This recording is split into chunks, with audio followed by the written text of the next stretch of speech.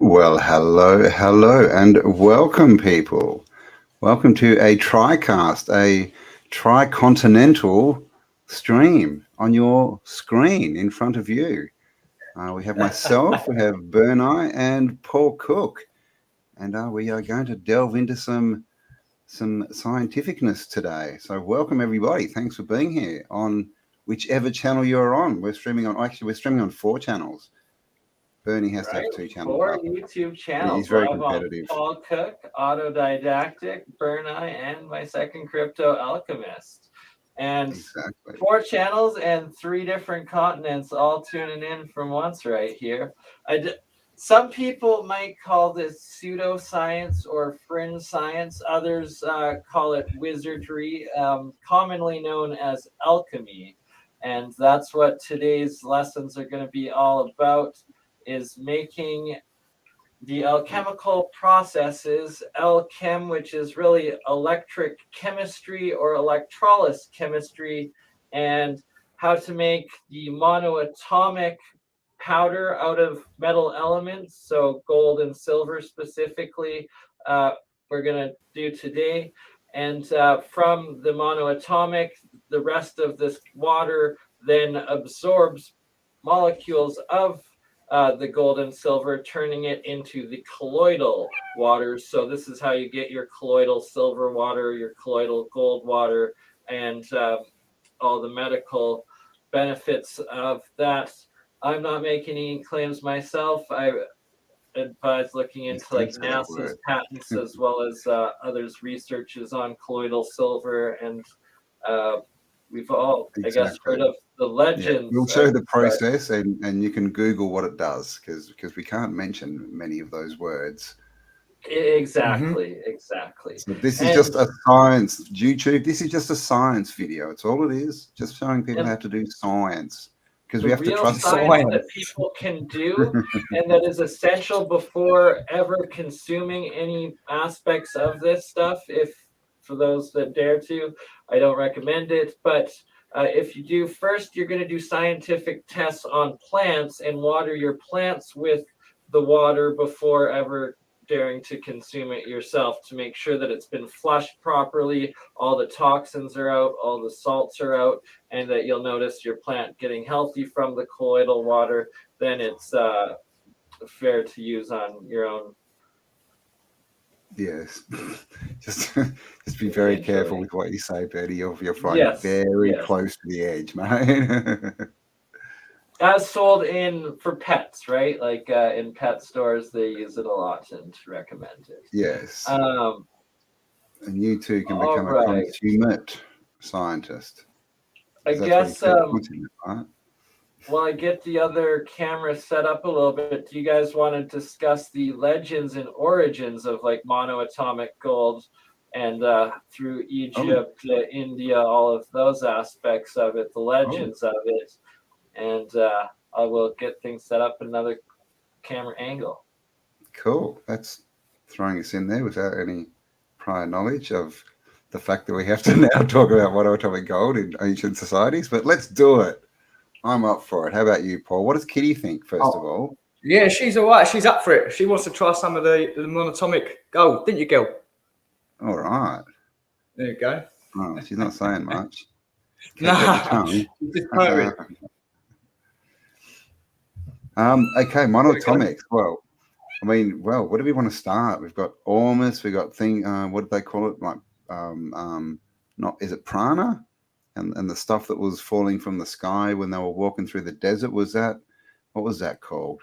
I believe so. Mana, I think, was mana in the desert, but then it's prana in Eastern societies. And then ormus and all this stuff, and talk about white powders and stuff, and it all seems to be monoatomics. And a monoatomic is when you have one oxygen molecule, so you basically strip an oxygen molecule off, and it makes it good. No, that's diatomic when you have the. Am I saying the wrong thing? So what's mono? You have one what? So mono is just a single atom of the metal. No oxygen. Okay, cool. So, well, oxygen as a gas is essentially monoatomic. All the gases are essentially monoatomic, but to get them in the Ormus state, they become ionized gases, which in reality is a plasma state of matter, and that's how it's activated in plasma for the gases. But for metals, all metals break down into this So pure they're pure. white Wow. material. And so this is a Exactly. single atom of gold or a single atom of copper or silver or zinc, whatever metals you're using on your anode side to break down, that turns into it. And then when it's activated with energy or like whether it's heat, electrical, motion, any size, the same as ionized gas, it becomes a plasma state and you get this superconductivity out of it. And ORMUS is a acronym for orbitally rearranged electron monoatomic atom, I believe, or something like that. Bit Wow. intense. Sorry, go. That's a mouthful, isn't it, Bern? Right, isn't it? Well, what, we'll just call it almost for now. Yeah, exactly. Ormus it is. So to make monoatomic silver, you need 2 silver coins. 99.99% pure is the way to go. Any pure silver coins, especially when from like your government mints. Like this was Canadian Olympic silver coins I'm using in these. Or pure gold bars if you're going to be making monoatomic gold or colloidal gold. You want to use, once again, a pure 100% pure gold or silver. This one's already broken down. So this was a 10-gram bar of gold, pure gold, and it was on the anode side, and that's what erodes down off the anode side of this electrolysis reaction and directly deposits and turns into the pure white fluffy ormus or monoatomic matter at the bottom that is collected and harvested. And I first started reading into Sir Isaac Newton's alchemy writings and descriptions, and that's where I first saw him state that all metal matter or all metal elements can be broken down into their most basic, and he called it mercurial state, I believe. Essentially, that's molecular, and Yeah.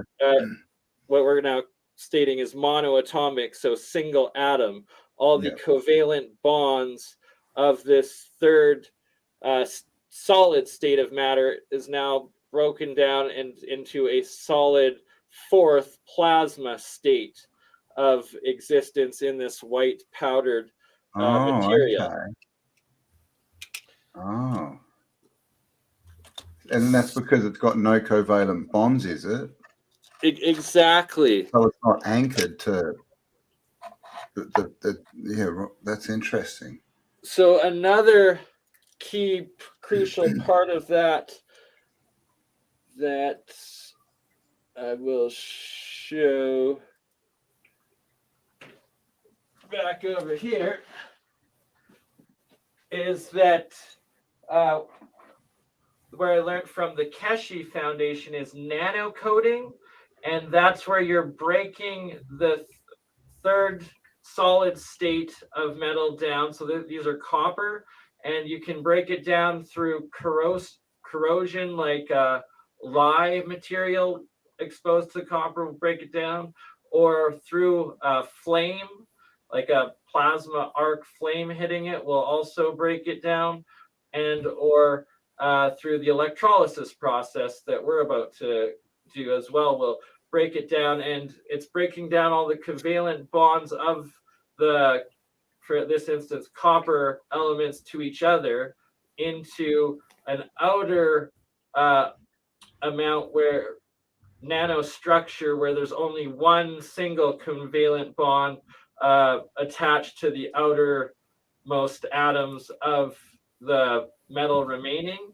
And by doing that, it's then able to interact with the monoatomic plasma state matter and elements. And that when you combine the two, that's how a lot of this plasma free energy technology works out. And it's a huge part of the Keshe Foundation's science and technology. So are all single molecules? That's what they are, aren't they? Like a molecule of gold? Is that a molecule or an atom? Essentially, both the same thing in that case. The same thing. Yeah. Okay, that's why I'm confused.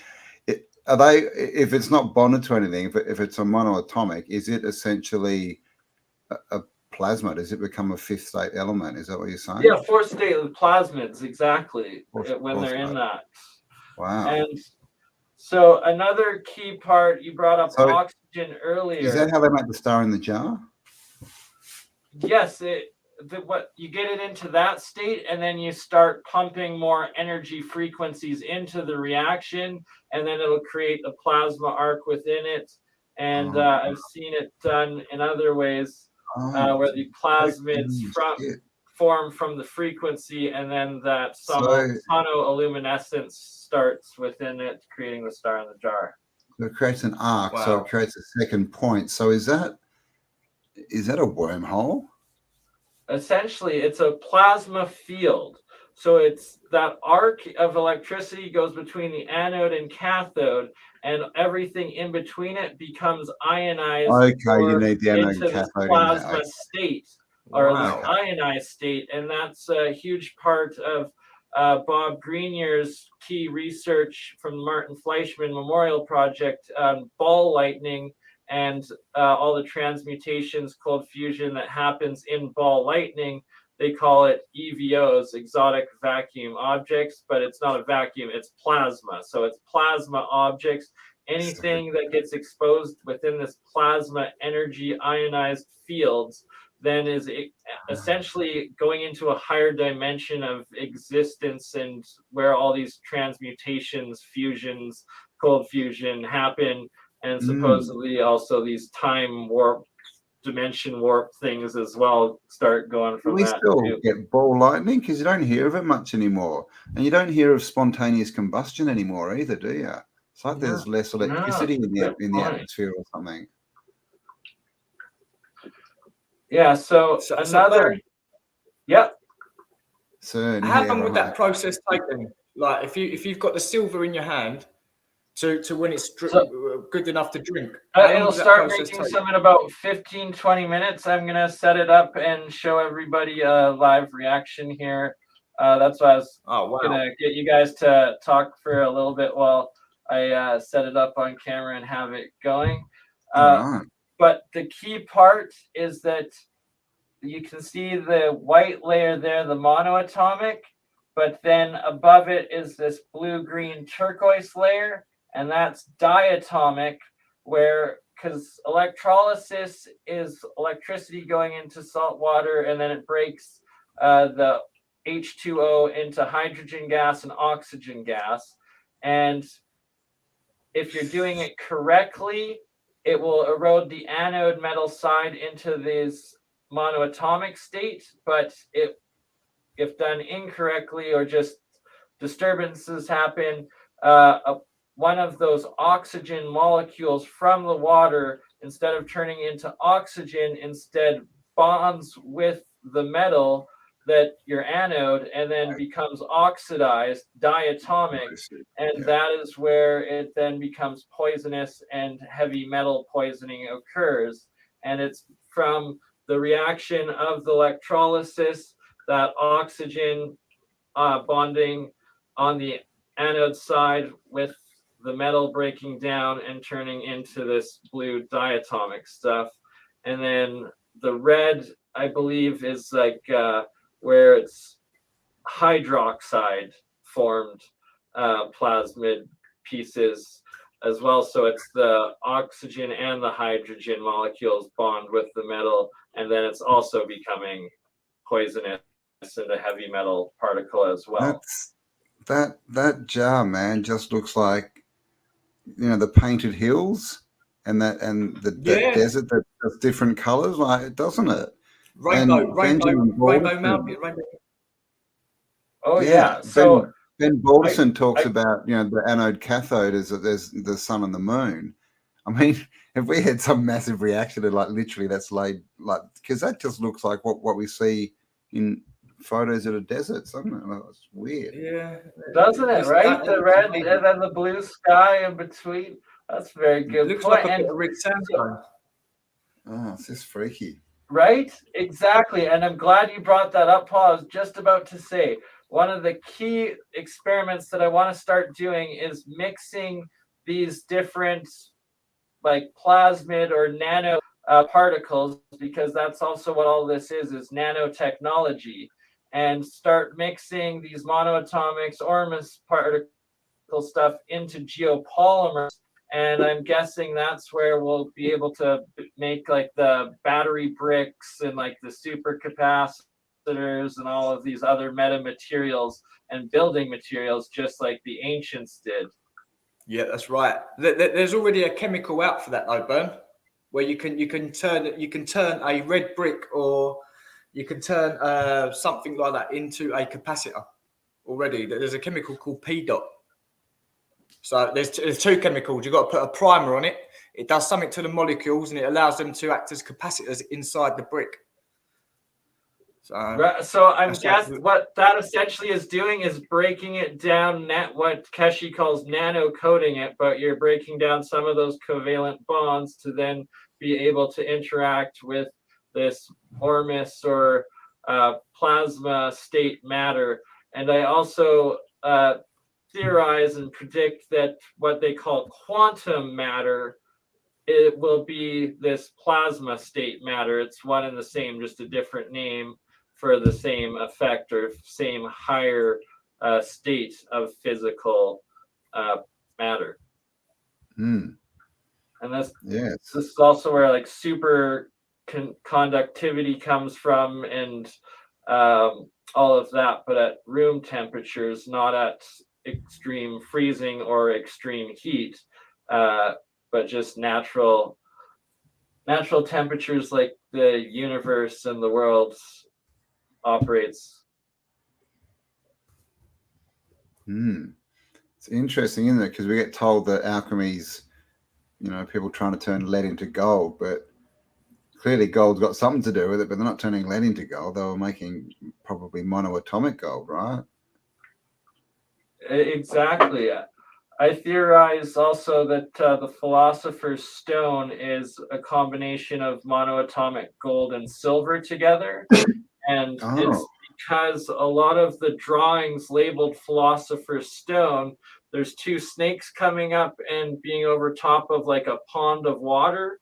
And one snake head is the sun, which represents gold in alchemy, and the other snake's head is the moon, which represents silver in alchemy. And that those snakes represent electrical current going into the water, the electrolysis process. And that is how you then make the monoatomic gold silver Philosopher's Stone. Wow, very cool. Where did you learn all this, Bernie? Over time. Oh yeah, over time, reading a lot. RexResearch.com is a very good resource for a lot of the ancient alchemists' works and like books, recordings, translations, and stuff. What is it? REX Research. You got it. Rex. Is that Rex? Do you want to open it up, maybe, Campbell, share screen while I set things up? And then it was about 3 or 4 years ago now, at least. Oh no, actually 5 or 6 years, that Sir Isaac Newton's original alchemy writings were released to the public for the first time and translated into English. And it was the, I believe, University of Michigan that put out his description his alchemy writing descriptions, translations, and where I first read them. And I had got into making these materials, the ormus, what Keshi calls GANs, which is another acronym for these monoatomics, and that is gas, atom, nano, solid state. So that's a gas atom, aka a single atom, in a nano, like the micro-sized solid state. It's the exact same thing as ormus or monoatomic. They just all have their different words for it. And when I noticed some of this, what people call sludge, but just what's deposited, what breaks down off of the anode side, the nanomaterials of these metals, and what Sir Isaac Newton's 7 stages of metal transmutations. It's colors, 7 colors: green, red, white, yellow, black, and pink, which is also crystal state. And that I had essentially been creating all of these 7 states within my own experiments, and that I've been able to break down and turn about 10 different pure metal elements now into each of these colored particles and states, transmutational states of that he has described and written down. And so like the blue state is the oxide, the red state they call the mercury state or mercurial state. Isaac Newton, as well as the ancient alchemists, do. So I don't know, did transmutation happen? This one was strictly copper on copper that created this. And often I get this pure red colored material off of it, and it's what they call the mercury state. Anywho, there's also yellow, the sulfide state or the sulfur state. And when you have an electrolysis reaction going in, and you cut the positive inside, so the anode off, and just have the negative cathode going in with current still active, it will turn all of the particles yellow instantly. The monoatomic or the diatomic, if it was white or blue, everything that's in the water simultaneously will just go yellow. And anything that touches the electrical negative side then turns into this yellow particle as well, which they call the sulfuric state. And finally, there's the pink state. And when you have the current live or keep a metal active in the salt water energized, or in this monoatomic material energized long enough, the metal itself will turn into this pinky red color, and it'll reflect light and grow actual crystals, transparent crystals on the outside of it. And that is the crystalline, fully energy active state that Isaac Newton states metals are able to be transmutated from one metal into another metal. And I fully support this thesis, hypothesis, technology of cold fusion.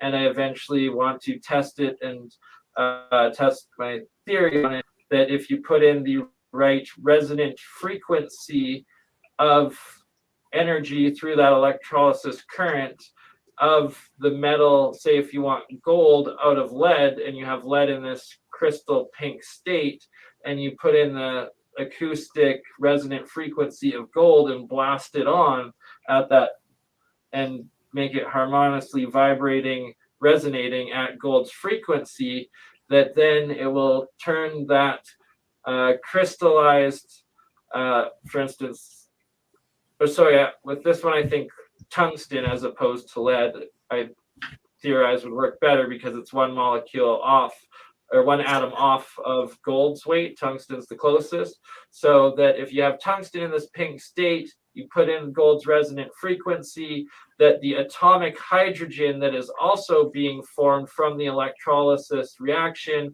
will actually bond with the crystal metal and transmute into that solid physical gold and come out of it like that. And I do believe that I have actually produced that result a couple of times in small amounts throughout my experiments in the years. It didn't last too long because it was more a fluke that created it, and I wasn't actually putting any frequencies in. Is that when it's in plasma state? Is that when you've got a monoatomic in plasma that you can do that? Yeah, exactly. So you have the metal submerged in the monoatomics and the diatomic material, and it will act. Then it will turn into this pink crystallized state.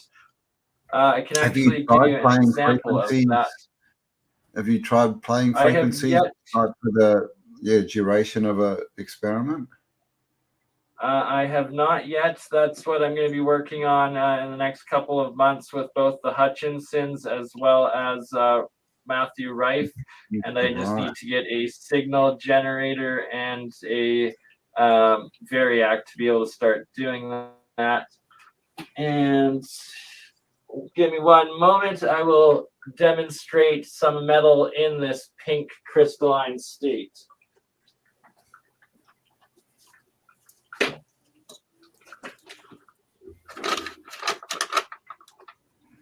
All right, you got anything to say, Mr. Cook? No, I'm just in awe, mate. I just can't believe it. What kind of ore? Is it silver ore or is it gold ore? Iron ore. Iron ore. Yeah, no, I'm looking to make this myself, so I'm just literally like soaking it all in. Writing notes down, yeah. I mean, it's interesting, isn't it? And this is, again, and just to YouTube, if we do use the word consume, we're talking about plants, like using it, watering plants with it, because that's what this is all about. If you use it, it's for the garden, right? Okay, but it's interesting that it's such a hidden technology, right? Like it's like the lies about alchemy, and we've all heard of alchemy, but we've all got, like I said before, right, led into gold, and we think it's about magicians and all this weirdness. And when I first heard it was electrolysis, I was just like, what? And then I was like, oh, okay, that kind of makes sense. So you can see here the copper wrap going in, the copper coil, and how pink and red it is there. And then also the aluminum here and how it's pink and red. And I have them both like half submerged and then up above into the oxyl jar, but oxygen, and then connected between two copper wires into each other. Thus, it's creating a differential between it and still a little bit electrically charged. And they're both connected down into this ormus material. And this jar has been sealed for a couple of years now. And over time, it's turned all of both the aluminum and the copper into this red-pink crystalline state, this active state. Is that solid, or is that like a rock, or will it sort of break apart if you shake it? Oh no, that's it's like a crystal, isn't it? And there's also a silver, a 1 ounce silver coin, connected in as well at the water line. And all three of the metals are in this red-pink crystalline state now. And is that still getting a charge to it, or? Well, it's in a completely sealed jar, but yes, there's a very small charge that I've created through the wiring, this essential circuit that I've created through this, as well as the triple solenoid copper coil connected through. Also creates a little bit of electrical differential through the water and system as well. Cool. So it's a self-running experiment. For those wanting steampunk, isn't it? It's so cool. Sorry, Campbell, I missed what you said there. I said it's also steampunk. Just seeing it all really the is. coils and stuff. It's just, you can imagine like a lab, but not a laboratory like we think of it, but like this kind of stuff and experiments and free tech and free energy devices and right. And all stuff you can make is the Baghdad batteries, and they're essentially exactly this. Yeah, right. And I keep forgetting the name of the type of jar that's a battery. Leyden jar. Leyden jars, exactly. So like there just seems to be so much more to it, and that not that long ago this technology was widely used and developed and since been erased and hidden. Well, yeah, Paul showed a few books like showing stuff like this in people's houses and stuff that they're selling, you know. Mm-hmm. Like literally exactly. And it wasn't that long ago, you know, like we you know, the more you look into it, the further, you know, the closer history gets, right? Like this stuff was around in the 20s and 30s. It seems like World War II. That's when it was gone. That's World what War wiped II. it all out, essentially. Yeah, the last real reset. So for those wanting to experiment with electrolysis alchemy themselves, all it takes is a simple, like, old phone charger, USB charger, that you cut the male end off of, which will give you 4 wires, and you obviously want the 2 power wires. The red positive is your anode, and that is the metal that will decay down into the ormus, the monoatomic material, and the negative black wire, which will power the cathode side of the reaction in it. And the white and the green are, I believe, sound, and that's the next step in my experiments. Will be connecting them and starting to broadcast frequencies into the reactions. Nice. Oh, and what did we lose? A camera. We lost something. And yeah, I was thinking before, Bernie. I think you definitely need to start up the Bert and Ernie science show, right? Get science passion for kids. Like I remember when I was young, like we had this dude in Australia. He was called Professor Sumner Miller. He was this crazy like dude with his white hair, looked like a crazy scientist. But he'd literally show you all these really cool experiments, like stuff like this, and it was aimed at, you know, primary school kids. And that was just when I was growing up, and that stuff just doesn't even exist anymore. So it's yeah. Right. And yes, I will be. It's in the workings. And we remember the Curiosity Show. Did you guys have that? No, I don't so think so. You guys are, yeah. I'm old, right? We had that as you know, well. Mate, I'm only a couple of years behind you, mate. You know, oh, well, you're more than a couple, but yeah. How old are you then, Cam? I'm older than you think. Yeah. So here you can see the silver, pure silver metal just broken through on this. This was used as a cathode side in the reaction before, and then what would be called the tarnished surface is actually the nano coating that forms from the electrolysis process on the cathode side and also on the anode side, where the anode side erodes more, and then the cathode side nano coats. That's wise, boy, London, pure silver ounces. And the main issue when doing it is that you see here it's turned blue, it's oxidized a bit, and that's the remaining copper wire that was connected into the reaction that erodes away. So you can run it for about 12 hours where it will just be producing the monoatomic with the silver before it'll eat away at your copper and then start doing the diatomic. Cool. And a big shout out and thank you to everyone who's been donating to Paul's channel. And all of our channels. Thank you very much. I didn't want to jump in and butt in and disturb you, Bern. So I was doing like hand symbols like. Yeah, I've seen a few pop up. So yeah, just to everyone, I think they're all on Paul's. But if you'd like to donate on Bernie's or mine, then just get off Paul's chat and come and give us. Actually, everyone, bring up another browser and go to each of the channels and give it a like. All right, and then you can close it.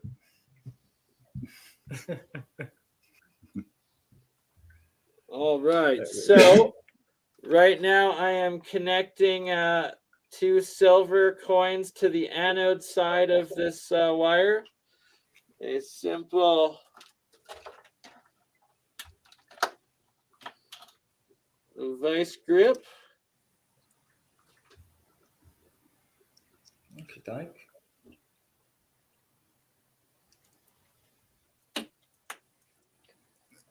So that was 2 silver coins with the wires in between, and just With the negative, or sorry, the positive wire in between it on this one first. Yep. Cool. So where are these wires connected to, Bernie? Like the power source? At the USB. other end is just a USB, micro And USB. I can put that in a normal plug, and that can go in the socket in the wall. Yeah, literally, I am going to plug it into just one of these guys right here. Yep. And plug it into the wall, and that's how I'm doing the process here. Wow. Mm. So it can be done. It's something that can be done at home quite easily when you've got the material. Yeah, exactly. Well, USBs are great because they're such low amperage. It's like they're perfect for it. Did you say USBs, Cam? Yeah. Yep. Okay. I'm just making mental note of this because I'm gonna. Yeah. So if anyone, and I'm sure everyone has USB cords, right, that don't work anymore. You just cut, the end off that's not the USB bit, strip it, and you've got a power source. And it's interesting, isn't it? Like with electricity, like how programmed are we that don't touch electricity? It's so dangerous. It'll zap you. Yeah. Blah blah blah. Leave it to the professionals. And then the next biggest thing is don't put it near water. Yeah. So we've been very naughty. Very naughty. But that's the thing, though. This is all done, and you get taught this early at school. They program you early at school. They make you fear of don't put your fingers in sockets, don't put electric near the water. So when you're at school, you develop that fear, and you carry that throughout your life. And even before I started learning electrics, like I noticed the difference because when I'd go near a train track, even though the train's live and I can step on the track, it's not going to do nothing to me because you have to connect the circuit, right? But when you was a kid, you didn't know that. The fear would stop you going over there. You think, oh, I can't go over the track because you thought it's going to get electrocuted. But the point of that story is you just put fear into you. They put fear into you so you don't do things. So we don't explore it. Yep. That's. I remember when I was like 11 or 12 or something when I was young. I was watching a documentary and it was about this guy and he made custom cars. Like he was an engineer and people would say, I want a car for this. And he'd literally build them a one-off car. And I was watching it and I just had this epiphany that, oh shit, you can actually build your own car. Cause we just think the only way to get a car is you've got to go to a car shop or you got to, go buy a car that's already been made by a big company. Right. But we can actually make our own stuff. And I'm sure this is what was happening back in the day with this whole steampunk movement, because every image we get of steampunk, nothing's manufactured off a conveyor belt. It's all different, all unique. Thank you, Daniel R. Yeah, big up, Daniel. Thank you very much, my brother. Brother from another mother. Brother from another mother. Or sister from another mister. Thank you, Eric Niner. Eric Niner. Eric Niner. Nina? Niner. Nina. No.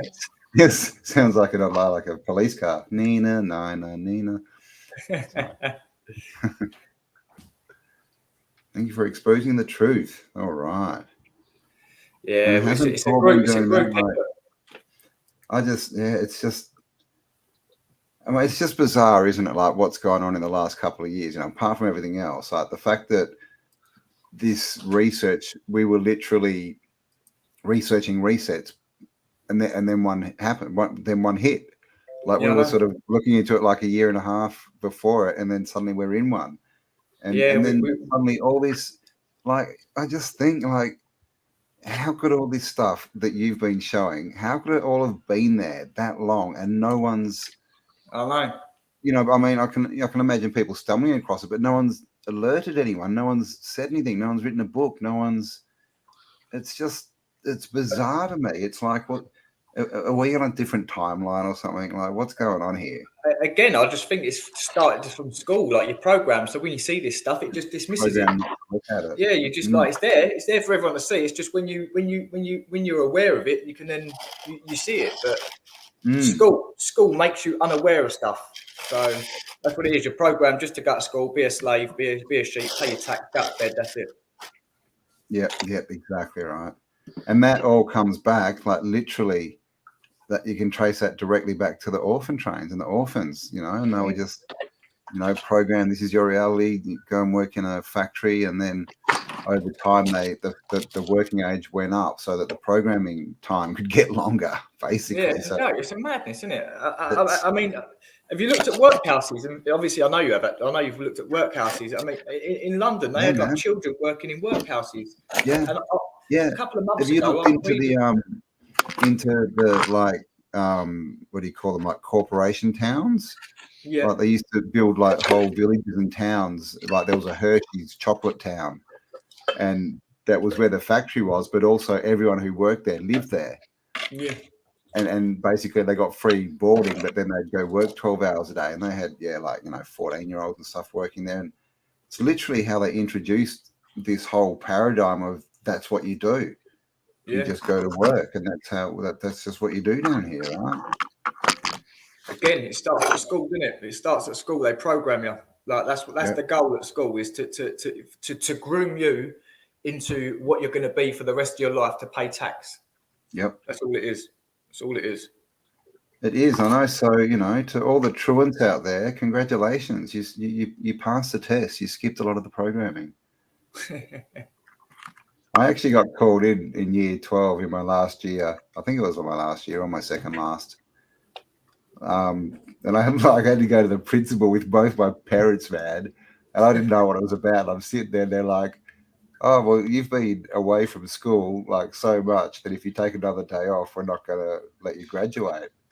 And my parents thought I'd been going to school every day. And I'm just like, oh, fuck. Here we go. Another year. Yeah, no. From then I just went to school and I graduated. So I didn't take another day off.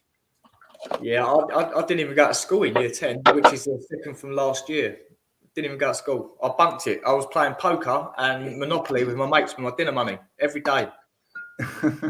We'd go and nick a packet of Smash and some sausages from the shop. And we was only kids, 15, and then we'd go and cook that with some gravy, like bangers and mash, and go and play poker. Wow, man. Crazy, eh? Oh, yeah, God. No. At least we escaped the programming. Yeah, that's it, man. That's the main thing. That's what it is. I went to like 7 schools, so like my schooling was. Oh, I'm not muted right now, am I? You guys can hear me? Yep. We can hear you, Mr. Burns. Okay, so I've plugged it in now, and the 2 silver coins are the positive and the anode side up here. And then just to accelerate the process for the live demo right now, I actually used one of my triple copper solenoid, what Keshi calls Keshi pain pens, but they're essentially 3 copper coils inside of each other.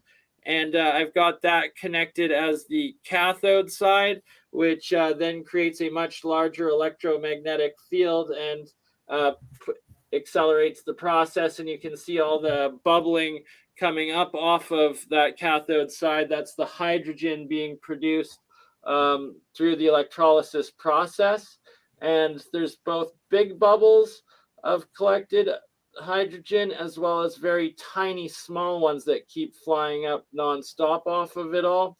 And that's a major part of the science of free energy that we'll be going deeper into this year and actually figuring out, because there's atomic hydrogen isotope being produced, which is like essentially your monoatomic, your Ormus, your GANs hydrogen, and has probably unlimited nuclear cold fusion properties and field properties. And then there's also potentially hydrogen 4 gas, as well as hydrogen oxygen, aka HHO vapor mist state plasmid as well. And essentially one of those three or a combination of those three is what is referred to as Brown's gas, or what Stanley Meyer was able to create and harness and use for the water-powered cars, or what's called hydrogen-powered cars, but Brown's gas energy. Which of course are and fake news, but it can literally be made out of salt water as your fuel tank, the liquid you're carrying as a fuel, that then has this reaction happen right before the gas then gets pumped into the chambers of the combustion engine. We're definitely gonna have to do a video on how to do that, on how to God, can we even say it? I'm scared of getting like bloody banned, on how to have an alternative source of power for the hydrogen fuel. No, hydrogen fuel is the future, and it's a deep dive into hydrogen fuel, which even the European Union and Canada acknowledge is the fuel source of the future. It.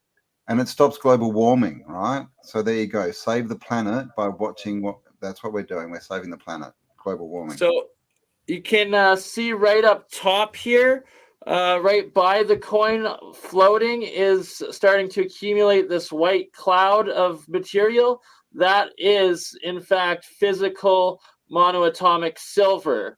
And that as the reaction keeps going, it'll start producing clusters and clumps. I guess it's called plasmids or plasmoids of this fluffy white monoatomic silver material.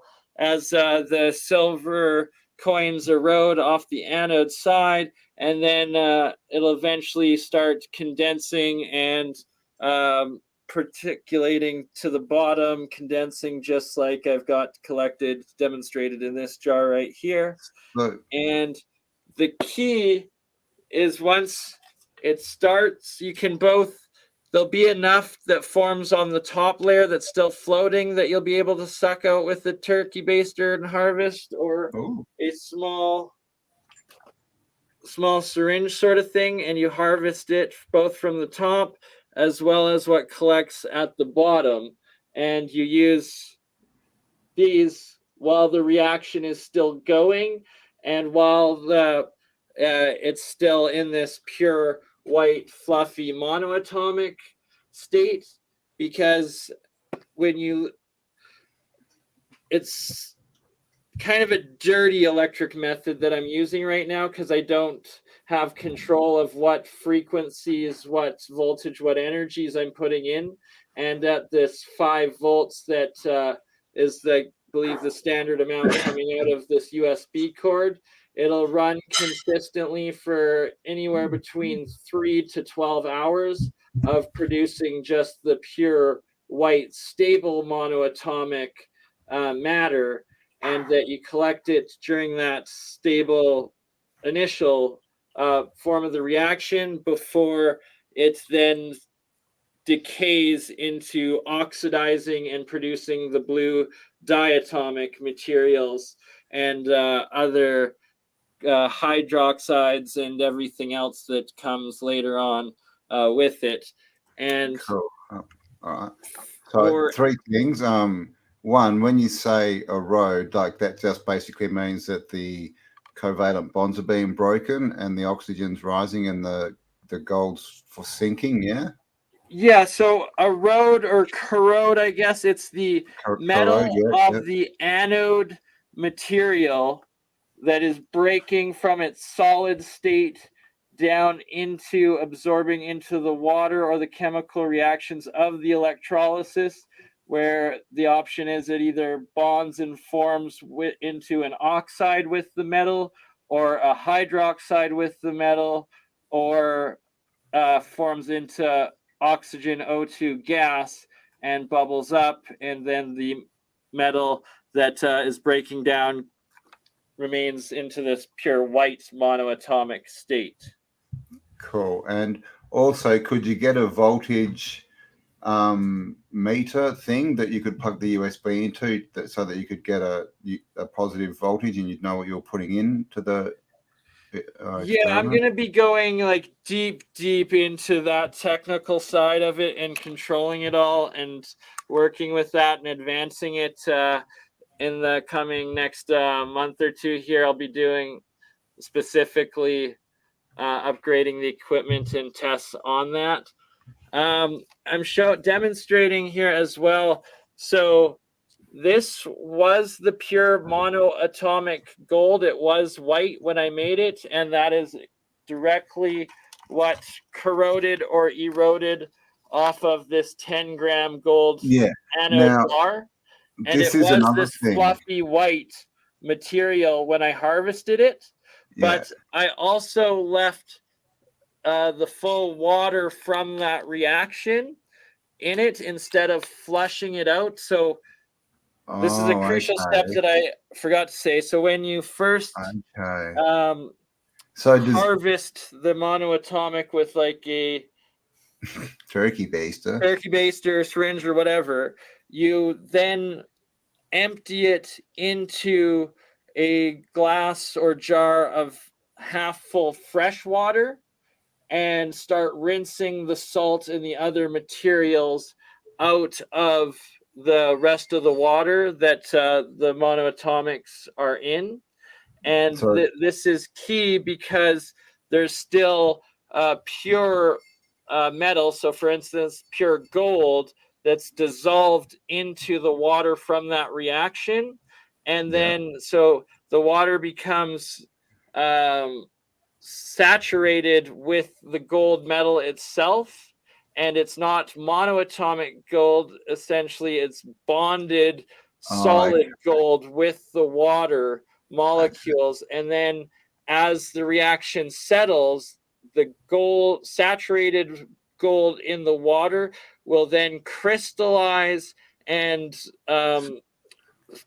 precipitate out of the water into the solid material around. So usually there'll be a thin layer of foil gold on the inside of the jar, as well as the gold crystal, nano crystal particles bonded with the white monoatomic material. And I believe it's become some sort of diatomic or plasmid particle of a single monoatomic gold, as well as a crystal nano particle of gold bonded together. Yes. So it's basically it's almost like it's electroplating, like leaving a layer on the bottom. Exactly. That is electroplating. It's 100% the electroplating. So you're converting the gold basically from the anode to the bottom there, but in a lot of the experiments, like the material that you get seems to be more than the material you started with. Yeah, that 100%. That is known, like quite often recorded process of through these reactions, especially with gold and silver. They get it, and the mass, the volume is often exponentially more, like just the amount of powder that comes out of just a small little chunk of dense metal is like exponentially more. But that, like you said, sometimes it doesn't even fully, the mass of the anode and cathode doesn't decrease to the same mass of the ormus that is formed, sort of thing. Yeah, so you're creating matter more matter out of nothing, essentially. Out of thin air, right? Because when I was talking to Benjamin Balderson the other day, he said that there's people out there, and he said they're actually showing it as the way to make colloidal silver is using 2 silver coins, on like the one on the anode and one on the cathode. And he said someone was doing it, and they ended up with this really big buildup that was about double what they'd started with, and it seemed to be like the gold. I'm just wondering if is there a way, like could you literally produce gold or silver like out of thin air? Potentially, and that has to do a little bit more with some of my other experiments that I will be doing with actual gold ore connected to the anodes and cathodes and growing the crystals out of it, But, as but well as once I it's get signal generator and oh of yeah, that could help. variac to control the different frequencies and energies Yeah. of it to see if we Because you've can got do to that. turn because you've got to turn it from a monoatomic back to like a covalent bonded physical gold, don't you? Really, for it to be worth anything and usable. So, but I'm wondering, like the frequency is if there's a frequency for gold. Yeah, the resonant frequency, you got it. And would do that. a couple of fellow alchemists I work with, both Jeremiah Pop as well as Michael Esoteric Gold, they do the chemical process of this alchemy and being able to break down the metals and have made the monoatomic gold through chemical reactions instead of where mine's the electrical reaction. They do it the old school chemical wash process of it, and they've actually successfully also converted the monoatomic gold back into physical solid metal solid gold. Wow. And I'm going to be doing some experiments with that and trying to replicate the process myself. Wow. I mean, just a random thought. I wonder if all these domes that we see that are covered in like gold and stuff, I wonder if that's just, a result of a reaction that they're doing and they've actually been, like 100%, Campbell. That's a good point, right? Not places of worship, but workshops.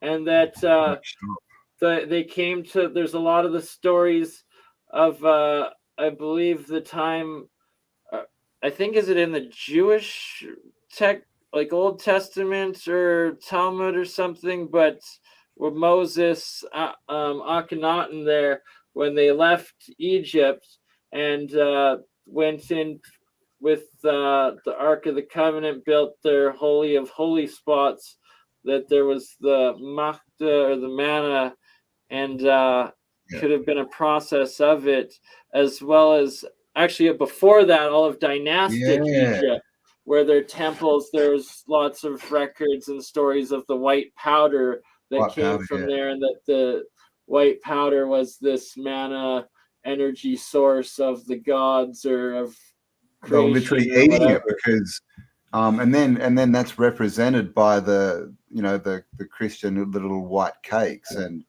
other religions have like bread and stuff that's white that they sort of. So I wonder if it used to be originally cooked into some kind of dough and bread. Bake it into the food, but did they put that into the holy water? Was the holy water the colloidal water that forms from these monoatomics? Yep, exactly right. I mean, because this is the thing. Like, I wonder if is that what the origin of bread is, and because like wheat's, it's not that good for us. And when you look into the history of the plant of wheat, it seems to be a genetically modified plant that was introduced in the 1600s sometime. Right? Like, it's very weird.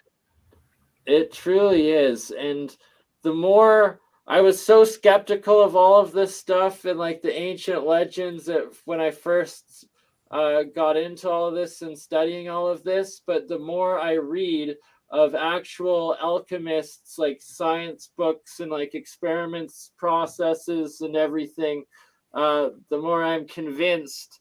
They constantly spoke in a knowledge of fact that there was this palpable, aka edible gold that was in white powder, and it was the palpable gold of the ancients before them and their high technology, and that some of them, they would always talk about how they weren't allowed to talk about the process of making it, but then some of them like would anonymously publish different ways of making palpable gold and this white powder. And then there was many published warnings on processes not to do that seemed like it created this white powdered metal, but in fact it was like a poisonous type of the white metal.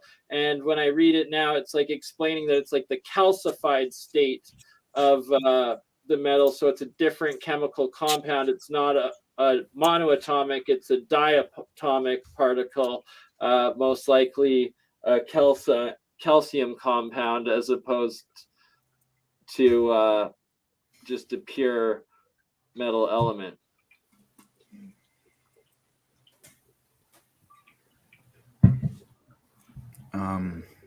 Is this Okay. So when you were talking about rinsing it, putting half water in and rinse, how do you rinse it? How do you rinse water? Good, very good question, Campbell. Good sir. Sounds like a paradox, doesn't it? It does, right? Rinse water. How do you do that? Well, you put the water in, and then you pour the water out. Well, yeah. So actually, best way to demonstrate. Basically, and when you say rinse, is that like diluting? Is it like you're diluting it to half, then getting rid of half of that water? And actually what you want, I said half full when collecting it from the reaction itself, because it'll be fluffed up and it won't be condensed like it is settled here in this jar. So okay, that's what you essentially want to do when you're rinsing it is be able to pour out all of this water. Oops, sorry. There we go. All of this water, and leave just the remaining monoatomics at the bottom, and then fill it all the way up again. And let's actually just do a demonstration. That's easy enough. Big up, Susan.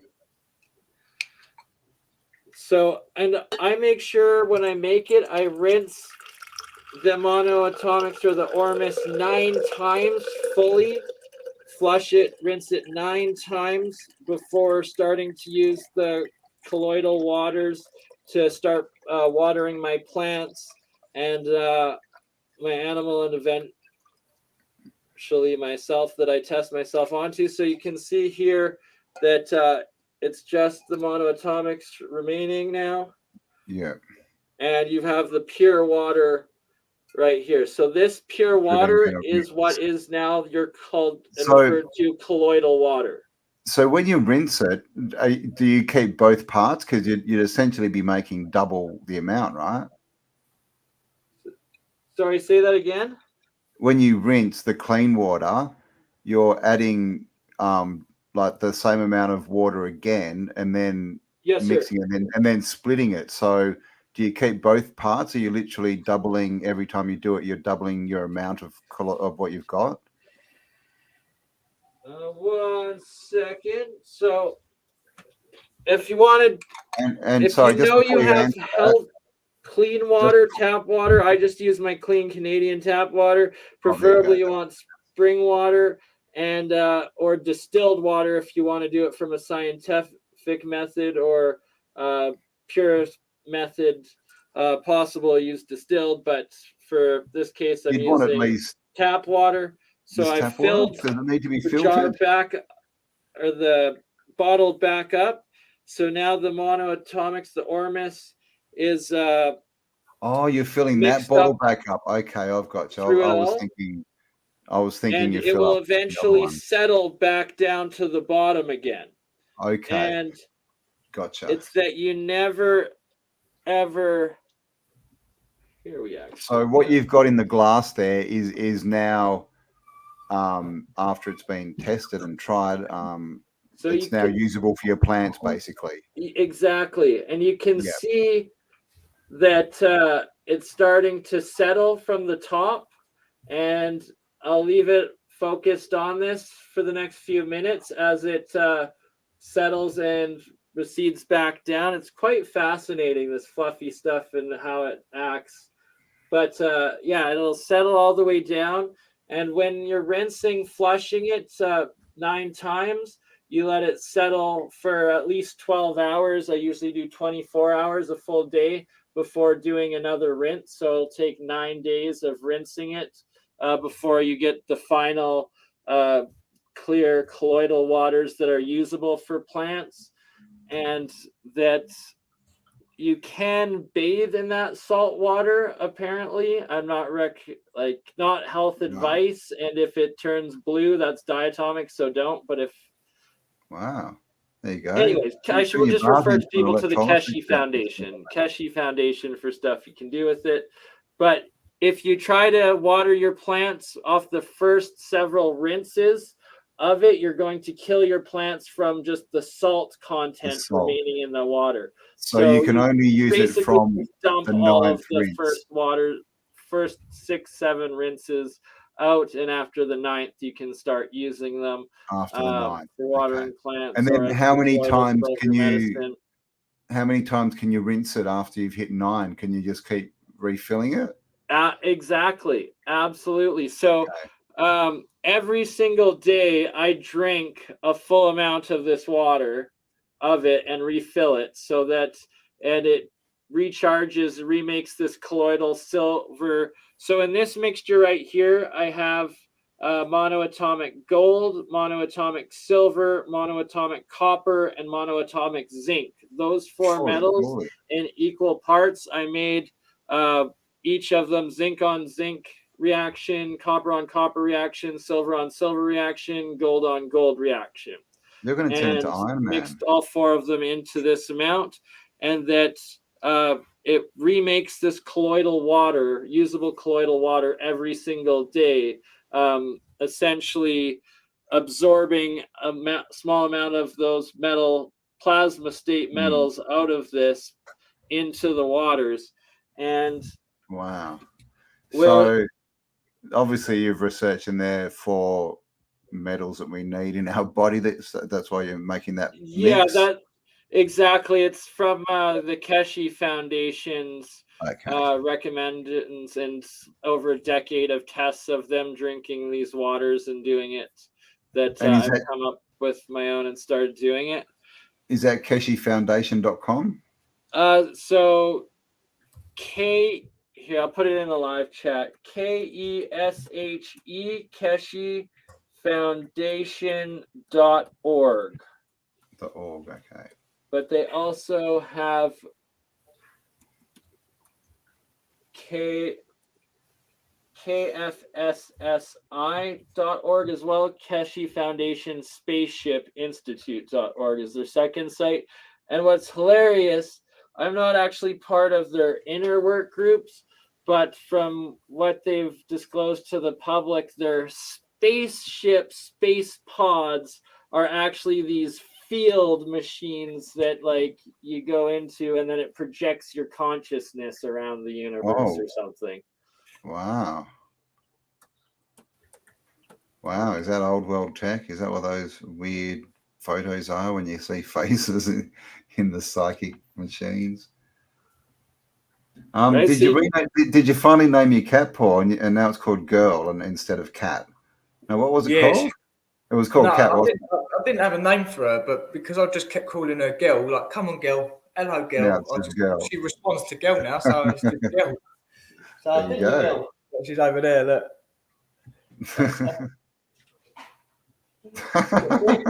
All right. We're almost got a TikTok cat video going. Crazy cat. I'll tell you what, when I go to Malta for a couple of days and I come back, I'm going to film that because she sleeps with me. She sleeps with me. She cries when I leave. She don't want me to go anywhere.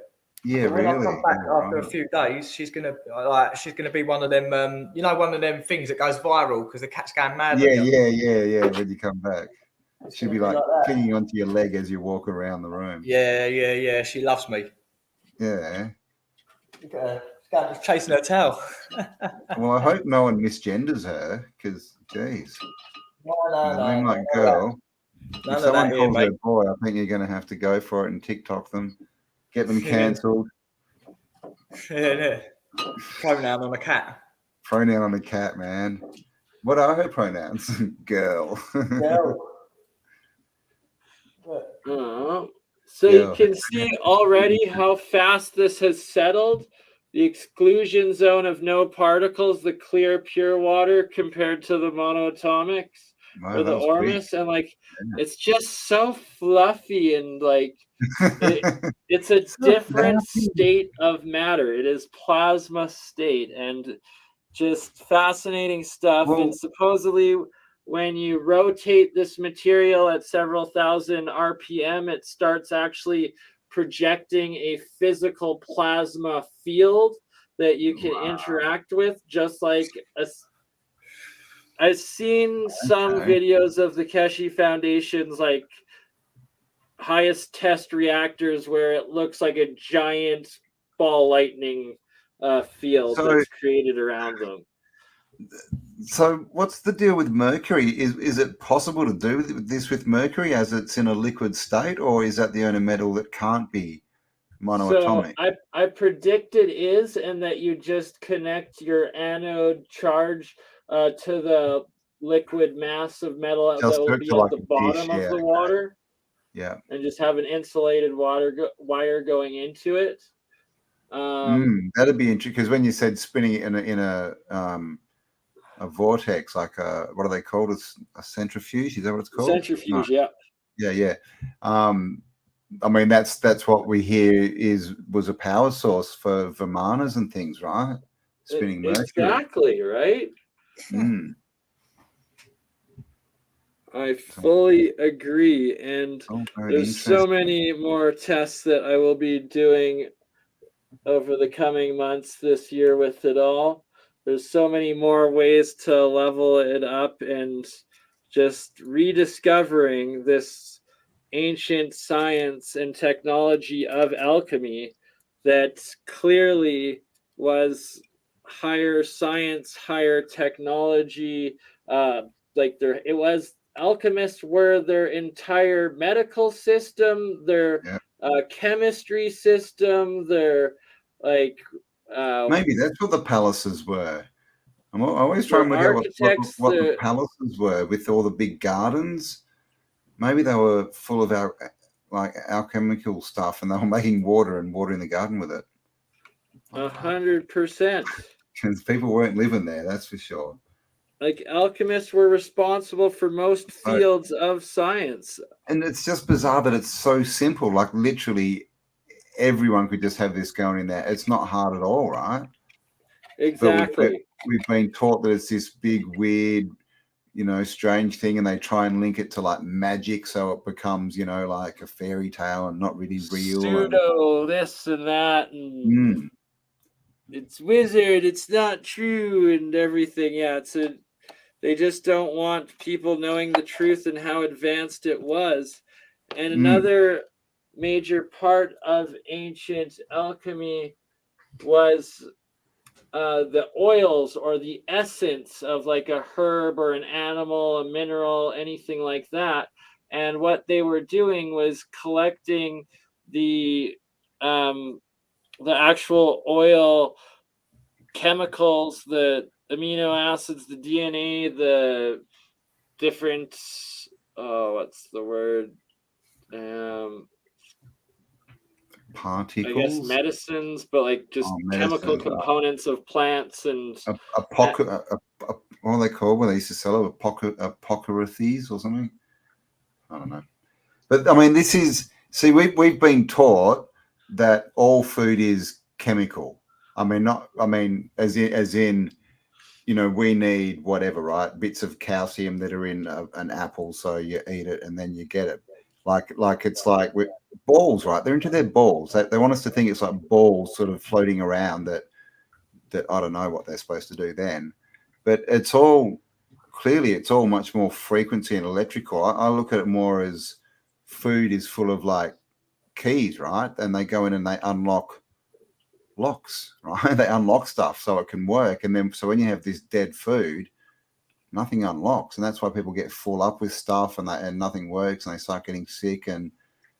But they want us to think it's all about calories, right? Calories and kilojoules and everything's this physical, Yeah, that's why they've done that though, really. They made you focus on calorie intake, protein and carbs. And the reason they've done that is so you don't focus on the quality of the food.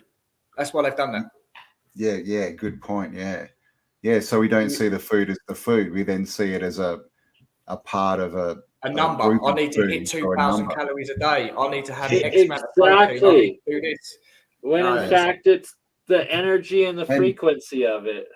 And the thing is, short term, like that would actually work if you changed and you were going on that, but you'd be getting unhealthy as you lost weight. It's not because you're getting healthier, it's because you're getting unhealthy that you're losing the weight.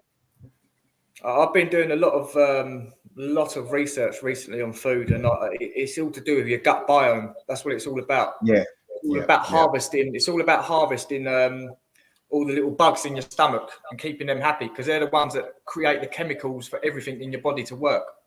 Exactly. It's literally, it's like your brain. Your stomach, you're not your stomach. Your gut is your brain, really. Yeah. Well, if right? You got trust your gut. Yeah. Gut feeling, right? Yeah. Honestly, I can't believe like what I've been learning over the last few days about food and the gut. The gut's the third, isn't it? The third biggest like nerve complex in the body after the brain and the heart. Yeah. The organ, yeah. I think serotonin's created in the gut. Did you know that? Oh no, yeah, right. Yeah. I mean, that would make sense because it's got a direct link to the brain. Yeah, serotonin is made in the gut. Yeah, wow. I mean, and this is the thing. If we were taught to look at your gut as like a factory, right? Yeah. It's like a factory, and so it needs these materials, so that the workers can do the right thing. Then it's a completely different way to look at how we feed ourselves. Completely different. I've literally changed my whole everything.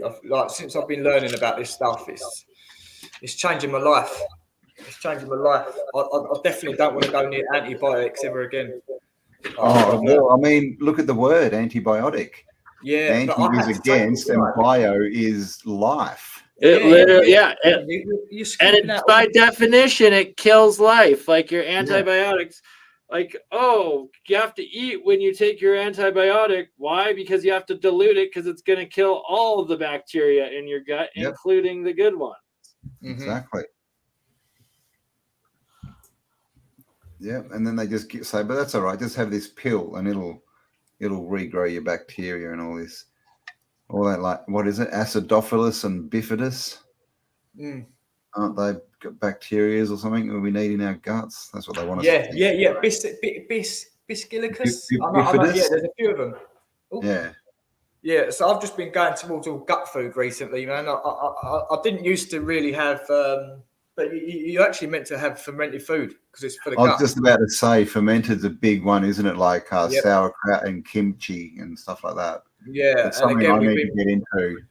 Yeah, we got pushed away from fermented food, right? Well, what I've been previously, like I was told to stay away from fermented food, but it turns out like it's really good for the gut. And you've also got natokinesis as well, which is really good. I don't know if you've heard of that.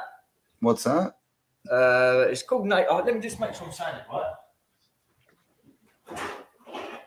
So yeah, guys, get into some fermented foods, and apparently you are. Look, so it's this. It's called natto. Where's the camera? Oh yeah. Basically, it's this here apparently can get rid of blood clots in hours, absolute hours. So when I was reading up on it, it said you've got like one of the biggest veins in your leg. If that's clotted, that can get unclogged in 2 hours with one of these tablets. What? And if you have a heart attack, this is better than anything they can do in the hospital. Apparently, it breaks down all the stuff in your veins. What? What's it called?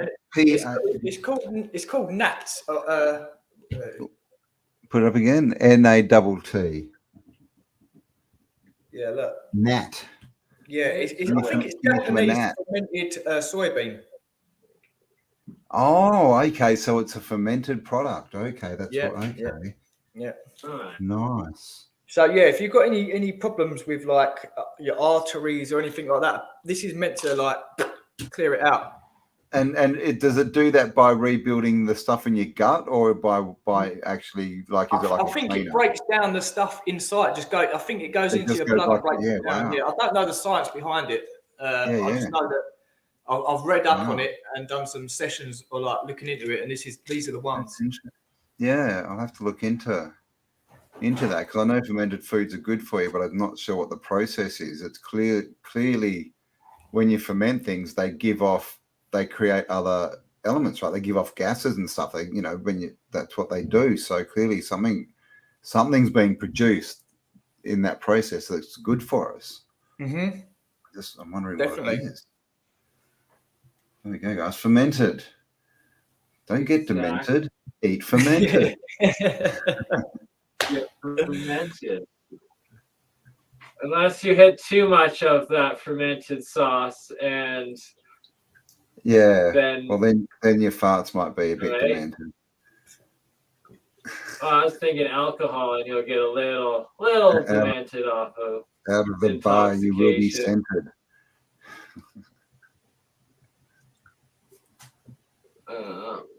Sorry, so right now I just hooked up the second jar there where it's a zinc on zinc reaction.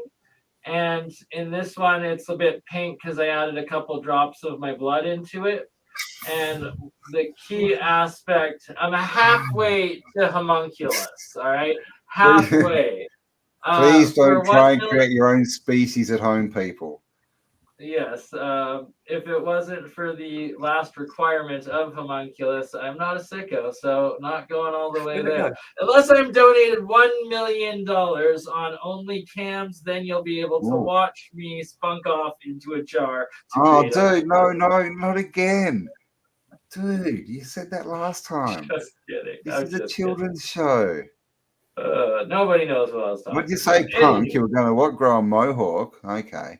I think that's what you said. The key part to observe is the jar on the left, the monoatomic silver, the white condensed stuff that's forming around the coins there on the anode side. That mass is below the water line, and it's in the water where that white powdered material is forming, and then you can see some bubbles above it, above the water line on it at the very top. Yeah, on the surface, sort of, Yeah. I guess I'll try to give a better little picture. So it's like right here, but it's in the water, it's below, and that is the monoatomic silver, where in this one you see all the white forming, but it's above the water, it's bubbling. And that is actually supposedly my amino acids and my DNA being replicated off of the cathode side, and that it's actually remaking monoatomic my cells, like my structures, my monoatomic, my nanostructured material. And that is the same these structures, then these amino acids have the same resonant frequency as my biological cells within my body, and that when you combine the two monoatomics with each other and then amplify the fields, you're going to get an exponential increase of field energy going in, and that is supposedly how you harmonize your cells and heal them, like the Rife technology, the monoatomic gold demigod technology, and the Keshe Foundation's plasma energy. And I learned of this first from the Keshe Foundation, that it makes this off the anode or cathode side when you put some of your DNA in. And I'll upload and do an experiment recording that I've done it a few times before, just never put it on the internet, where I'll have the reaction going where it's just in the water, and I'll put one drop of blood down in, and you'll see the blood hit the water. And the moment the blood hits the water, it doesn't matter where in the surface area it touches, on the cathode side, simultaneously, it starts producing a white flake, this white powdered material, along with the hydrogen bubbles going up. So now you see it's a little bit whiter. You see more of this atomic hydrogen. It's because it's also got a parallel amino acid structure with it on it, going up, and that's what's creating the foam and replicating my own biological signature in it. And you can see all of the monoatomic zinc now also forming within the second reaction of the zinc on zinc monoatomic. So is this how they created the latest Joe Biden? And did they maybe use like a lead cathode and that's why he's not quite right? Right? Like, is this where all the clones are coming from? More than likely, you're 100% onto that. I have stumbled onto the technology and process of creation, and that's why alchemy. This is how you're doing so many live streams and stuff, isn't it? There's more than one Bernie. It's weekend at Bernie. Oh, hang on, that's not about Bernie. Darn it, you found out my secret. There's multiple Bernies. I've already cloned myself. Yeah, Multiple And also in this second jar, making the monoatomic silver aspect, you can see it starting to get a lot cloudier and white within it, and that is the monoatomic plasma silver that is forming off of the silver coins as well, that will start condensing into it. And look at how much of this foam has now freaking me out, been generated in just like 5 minutes time since I plugged that one in. That's ridiculous. And what is that? Is that like a powder or is that like a foam? Yeah, it dries out to a powder. It both. So you harvest it off the top, you skim it, you get it with the spoon, and it's both an oil as well as a bit of a powder, both form. So what? You too can rub Bernie on your face. Well, that's the thing is if you're going to, from a theoretical health position, you would only want to make and use this material for the same person whose DNA, RNA, amino for the acids same are plant, in it, and it could potentially be harmful if you're amplifying that same resonant frequency to somebody else. Because right? You want the back to the whole frequency, doesn't it? Because it's literally we're watching it as a physical, experiment or whatever, but it's actually not. It's actually frequencies and stuff, energy.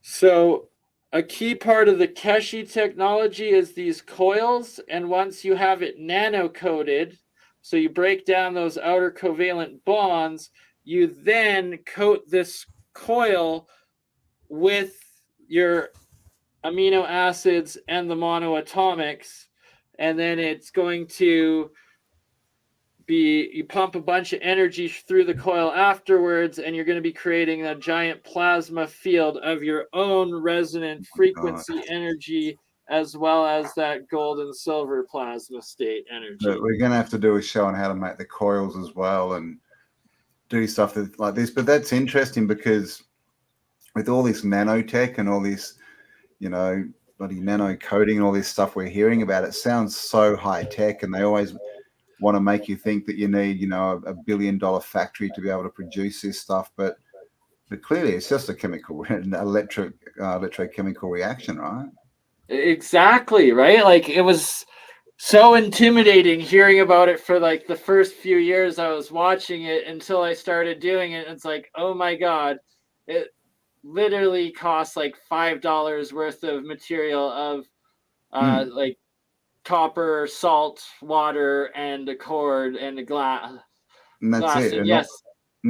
So all they've got to worry about, is what's getting laid down. They've just got to get that right, and then it's just turn the machine on, and it just does it itself, right? It does it for you, and then they go, "Oh, this is high technology, $10,000, a ton or whatever." Right. So a couple key aspects are that if your material ever turns blue, it's now poisonous, and you especially don't want to even touch it because it's still nanomaterials, nanoparticles, and it will absorb through your skin and you will very quickly develop heavy metal poisoning. Heavy metal poisoning. You always want to wear gloves when touching this electrolysis stuff and harvesting it. And anything but the pure white state is only the white fluffy state is monoatomic. Everything else is diatomic, triatomic, or higher up particle combinations, and will are most likely poisonous heavy metal accumulation that you'll suffer from it. This right here is silver gold mono or diatomic combination, and it turns purple. And gold is also known for it. When I made gold with some hair and gold with some blood in it, it always turns the monoatomic into a di or triatomic purple color. And when you do silver and gold together, it also makes it go purple. So I have never... here we go. To illustrate the different colors. If you don't know what you're doing and you're not sure, leave it alone, because it's probably poisonous and going to kill you, sort of thing. And my or next your plants, which we're trying this on. Exactly. That's what I was just going to say, is my next tests are this spring. I'm going to start out is testing a bunch of seeds and growing plants with the different colloidal waters of whether the pure white monoatomic, the purple, the gold where it's crystallized into a nanoplasmid, or the blue oxidized diatomic. And we'll see the different growth rates of the same seeds and the same plants with the different types of colloidal waters. I will also have control of just the ordinary tap water. And I'm also going to do one more control test that will be ordinary tap water, but that's microwaved water. Oh, okay. That'll kill that plant. Right? That's what I'm thinking. Yeah. So then we'll see if the purple or the gold colored waters, which works better. That's an interesting. I mean, and I wonder if you'll find out to plants or if they accelerate them and whatnot, and also the reddish colored. This is the thing. There could be a metal for that's better for saplings, and one that's better for fruiting, or there could be different, families of plants that go better on different metals. So that'll be an interesting experiment. Revolutionize the permaculture game. Exactly. And of course, this is going to be an ongoing thing. And Burn Eye is going to, over the next few weeks, get together a list where you can go if you need any of these, any of the bits and pieces to make these experiments that we're going to be going through. We're going to sort it out. So we'll have somewhere where you can go and find them at a good price. Yeah. Exactly. A source of all of the full lists of materials to do the different processes and experiments we do on each video. And you can support your local Bernie in the process. Exactly. We will also cover this one on our next episode together. Paul and Campbell, we should book it within the next week here, because originally a while back, Paul, you were finding a whole bunch of alchemical symbols on the different cathedrals and stuff like that. And I will go That was supposed to be our original talk about 18 months ago, wasn't it? Yeah, it was, right? Campbell, that video I checked out, it was at 15,000 views a month ago. Now it's down to 6,500. What? Yep. Oh my God. How come? YouTube just robbed us, basically. But yeah, they've done that to me the other day. It's probably just got the reach.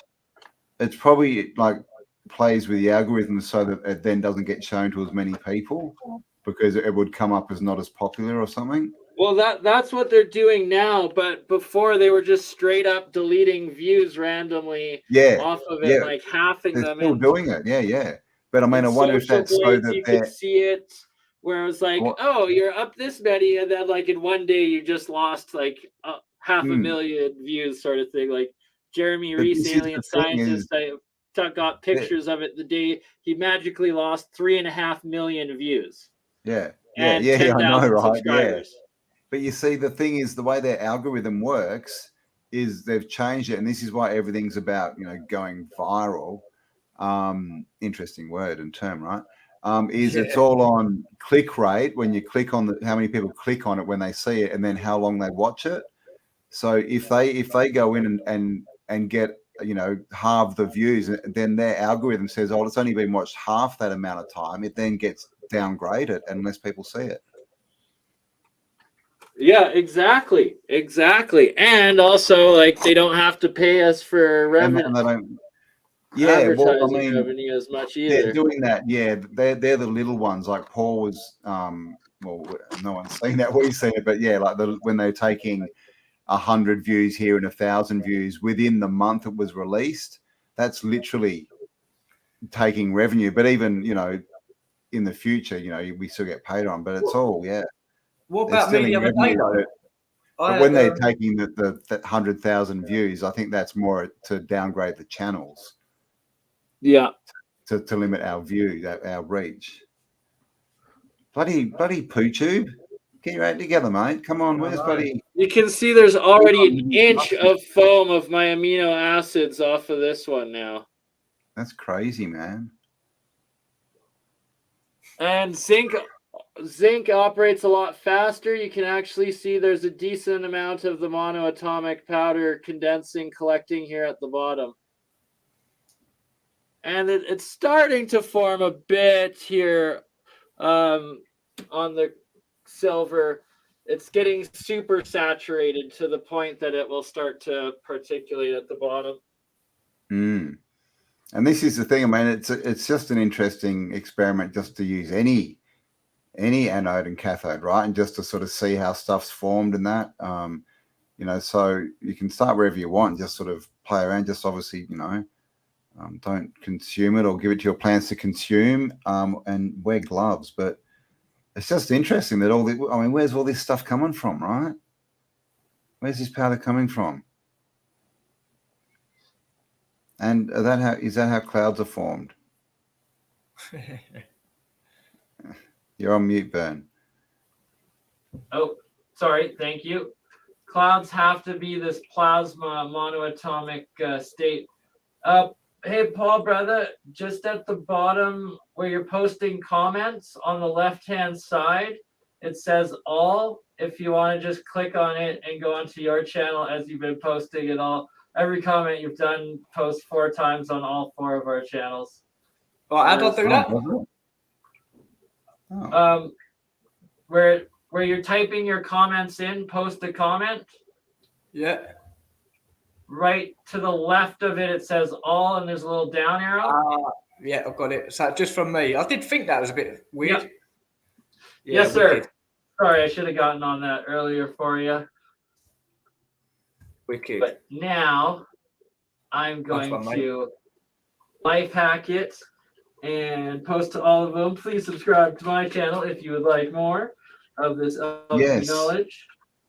Yes, go across and sub to Bernie. Needs some more subs. And then I will also post Cambell's and Paul's for all of them. Yes, and if you're on my channel, the links are in the description for both the other channels. Make sure you're subscribed. And I've seen Bernie's been putting some new sort of shorter content up, so he's going to get into it this year, right? And we're going to get into sort of getting this information out there and giving you the tools so you can set up a crazy scientist laboratory in your own shed and become an alchemist in your own head. Bars, mate. You got bars, Cam. I know, right? You should write a song. Cool, you're doing only cams, rapping, YouTube. Come on, mate. I'm multi-talented. It's going to be a segment of our next Science of Sound podcast episode. I'll get some spoken word together.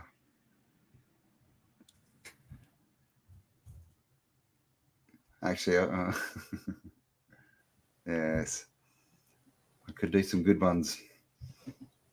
Yeah, we probably There's could a put a man video called together. Fauci. He wants you to take his ouchie. Yeah. But don't for that fall. Just kick him in the balls and then just get really grouchy.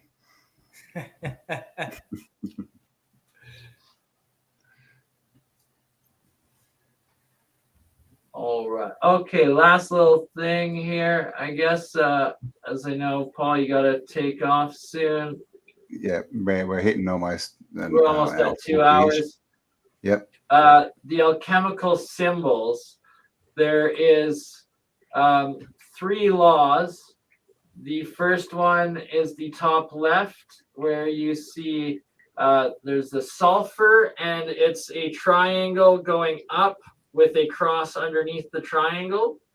Right. And then the middle is salt, and it is a circle with a line going through it. And the third symbol is mercury, and it's an ecliptic portion circle, like an upside down crescent moon on top of a full circle with a cross underneath it. And what I have deciphered is that the sulfur is your cathode reaction, so your negative current going up and all reactions happening off of the cathode side. The salt itself is your electrolyte water, the material that the cold fusion, alchemy, electrolysis, transmutations are happening on. And a lot of the time, when I run these reactions, and sadly it's not doing it quite right now in the 2 I have running, but quite often it will create 3 layers. One at the top that's about half the jar that is the bubbly material and like some of the monoatomic stuff, and then there'll be a tiny, like about a third of a centimeter space that is this little exclusion zone, in science known as the easy zone, where no particles at all are in. And then at the bottom below that are just the suspended amount of the main ormus material. So it'll actually look like this layer. This chart.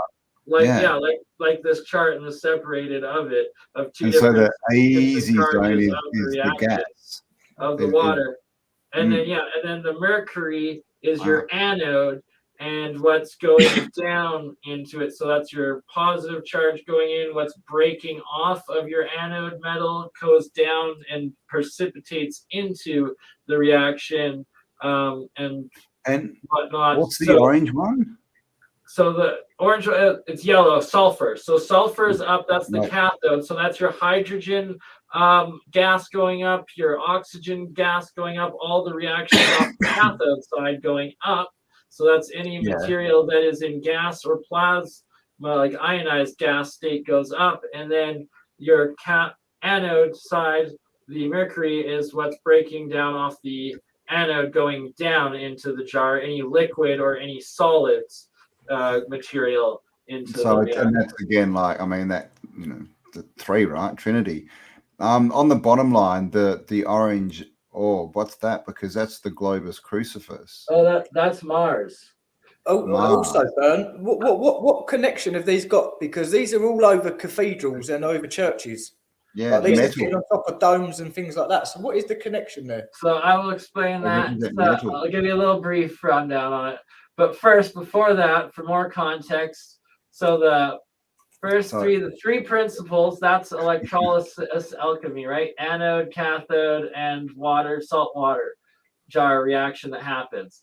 Now, the 4 elements, first you have a triangle going up, and that's fire. Well, fire is plasma, and plasma is our 4th state of elements. So that is plasma state. Your next one is a triangle with a line going through, close to the top, still going up, and that is air. What is air? Air is a gas. That is your 3rd state of matter. And then the second is a triangle going down, and that is water. What is water? Water is a liquid. That is your second state of matter, and it's gravity-wise goes down, right? So the first two, fire, flame goes up, gas goes up. Water goes down, and what's the last one? Another triangle down with a strike. That's earth. What is earth? That is a solid. Solids also sink. Solids go down. So that's actually your 4 states of any element, your 4 states of matter. And then it has the plus the elements. Well, what's plus elements? That's whatever element you're using, aka the periodic table of elements. So it's the 4 states of matter of the periodic table of elements, and it applies to all of them. And the alchemists also have an entire, I don't have the image loaded right now on this one, we'll do it in the next one, but there's an entire periodic table of alchemical symbols where every single element has its own alchemy symbol, and they're actually very deep meanings in purposeful physics and chemistry and all energy, all of that they're put into them. And the bottom ones, of course, are wandering stars or planets. So, like, you know, the planets, one is yes, Mars. the heavenly bodies. You got it. So, literally, if we find that symbol, that could be something that when Mars is in, I'm not an astrologer, but when Mars is whatever doing it, you know, has influence over us. You got it. You're getting onto the key part. So, in the center, we have the sun, and what is it but a circle with a dot in it? That is the exact same symbol that we use for the right-hand rule of electromagnetism, a current flowing, a field going around it.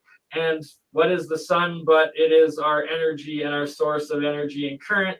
And it is represented by the metal gold. So gold is attached to the sun. Gold is our most precious metal, and it is also has the highest electrical properties and components of it. And thus, I'm suspecting that gold is actually tied, like how energy flows through gold is probably tied to the position of the sun every day. I wonder if that flower symbol that we see everywhere, you know, that sort of flower circle symbol that's everywhere, I wonder if that's an adaptation of the sun. You know, that it kind of looks like it's got kind of petals, but they're not petals. It's like this. It's the same as you see on the watches. They have it on the watches of the Sumerians, that, you know, and that kind of stuff. It's yeah, I know what you're saying. That wonder one, if that's maybe. a sun symbol. Yeah, it could be like when it's more energized or something, when it's in position. When it's that would be like sun rays. It'd be like that, just a bit more detailed. I don't know, just a thought, because I'm sure they all relate to something. A key aspect of this planets and metals and that full circle. The full circle happens when that planet, moon, or star is in its central noon position, right? So it would be, or like when we have a full moon, that's when the moon would be in that full energy spectrum on this chart. The symbol for the moon here, and it's on the far left, is a little tiny crescent, and it's got silver is the metal that is attached. The alchemist attached to the moon, just like gold is the sun, silver is the moon. And what's beyond fascinating as heck to me, and I've demonstratively proved it now live several times through the streams online, both on an Alien Scientist channel as well as my own too, is that when the moon is a full moon and you're making monoatomic silver, it produces a whole bunch of it. Exactly. We're in a half moon right now. Now you can see it's a slower reaction compared to the zinc, and it's a lot slower than when I've made it on full moons. You see it's still clouding up, and it's making it, and it will particulate, but not nearly at the same rate that it was during a full moon. And then when you get to an empty moon, when it's like crescent, wax, or waning, or whatever, when it doesn't show at all. Also, I've demonstrated it during a full moon eclipse, that I had it making the monoatomic, and it was making a whole bunch of it because it was a full moon. And then as the eclipse happened, it literally stopped making at all. I set up the same experiments, or had it pre-set up. I ran it again as the eclipse happened. Nothing was produced at all during that stream. That's actually on the Alien Scientist channel where we did these live experiments during the eclipse, and nothing was produced. And then the exact same setup I then ran a couple hours after the eclipse was over, and sure enough, boom, again, it started producing a whole bunch of the monoatomic silver because so we need to run one through an eclipse, like get started running before the eclipse and then run it through and see if it goes, turns off, and then turns on again. Yeah, no, that's what I did. That's how that's what you did I too. started it off a bit. And it started making a bunch. I like plugged it in just before the eclipse started. Oh, okay. It like started, then it just fizzled out and nothing for 3 hours. And so this is what those symbols on the domes could be. They could literally all be set up on certain energy points, like to do with whatever the moon. So when it's a full moon, the full moon ones are pumping stuff out. When it's tin, Saturn is lead, Mars is iron, Venus is copper, Mercury is mercury. So that's all the metals that they build with, the domes, the everything, right? Exactly.